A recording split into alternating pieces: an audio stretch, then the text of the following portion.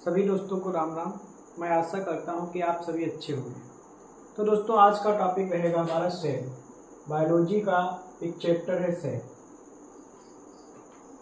Cell पढ़ने से पहले थोड़ा सा हम बायोलॉजी की बात कर लें कि बायोलॉजी कहाँ से बनी है, मतलब कहाँ से शब्द लिया गया। जो बायोलॉजी है,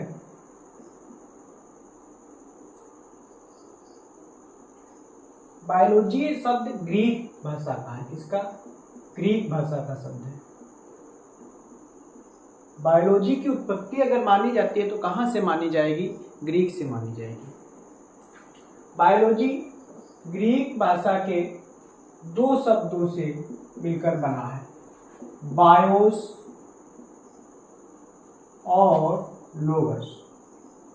बायोस का मतलब होता है लाइफ और लोगस का मतलब होता है स्टडी। तो बायोलॉजी का मतलब है कि study of life is called biology. मतलब क्या हुआ कि लाइफ का मतलब होता है जीवन और स्टडी का मतलब होता है अध्ययन। जिसमें जीवों का अध्ययन किया जाता है उसी को हम क्या कहते हैं? उसी को बायोलॉजी कहते हैं, यानी कि जीव विज्ञान कहते हैं। जीव विज्ञान की तीन शाखाएं हैं। जीव विज्ञान की तीन शाखाएं हैं। बहुत सारी जगह पर हमें दो ही पढ़ाई जाती हैं, लेकिन हमने प्रयास किया कि कुछ विशेष किया जाए, तो हमने विज्ञान की तीन शाखाएं मानी हैं। कौन कौन सी? पहली शाखा है जूलॉजी, दूसरी है बॉटनी और तीसरी है माइक्रोबायोलॉजी।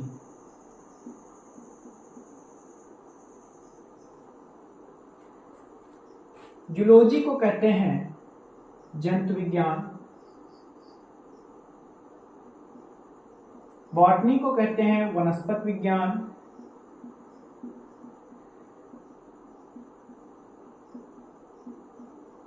माइक्रोबायोलॉजी मतलब माइक्रोबायोलॉजी कोई हिंदी नहीं, माइक्रोबायोलॉजी को माइक्रोबायोलॉजी से ही समझेंगे। तो बात करते हैं कि जूलॉजी के फादर किसे माना जाता है? जूलॉजी का फादर कहा जाता है एरिस्टोटल को, अरस्तु को माना जाता है। और बॉटनी के फादर हैं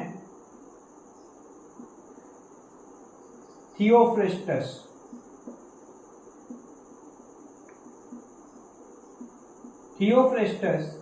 और माइक्रोबायोलॉजी के फादर हैं लुईस पास्चर।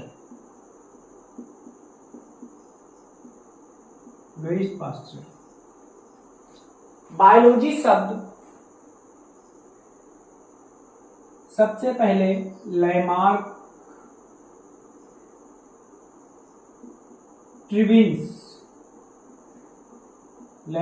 एंड ट्रिविन्स ने बायोलॉजी शब्द सबसे पहले लैमार्क और ट्रिविन्स ने लिया था। ये सभी लोग कहाँ के हैं? ये सभी ग्रीक के दार्शनिक हैं। अब बात आती है कि अरस्तु को जूलॉजी का पिता क्यों कहा जाता है? जूलॉजी का पिता इसलिए कहा जाता है क्योंकि इन्होंने जूलॉजी नाम देने से ही पहले एक बुक लिख दी थी, जिसका नाम है द हिस्टोरिया ऑफ एनिमेलिया। इस बुक का नाम है द हिस्टोरिया ऑफ एनिमेलिया, जिसमें इन्होंने 500 से अधिक जीवों के बारे में लिखा हुआ है। इतने 500 से अधिक जीवों के बारे में लिखा है, मतलब जानवरों के बारे में लिखा है। और थियोफ्रेस्टस ने एक बुक लिखी, बॉटनी नाम देने से पहले ही बुक लिखी। कौन सी बुक है? द हिस्टोरिया ऑफ प्लांटेरियम, जिसमें इन्होंने भी 500 से ज्यादा स्पीसीज के बारे में लिखा है। लुईस पास्चर ने क्या किया, इन्होंने बैक्टीरिया के बारे में बताया, इन्होंने जीवाणुओं के बारे में बताया और माइक्रोबायोलॉजी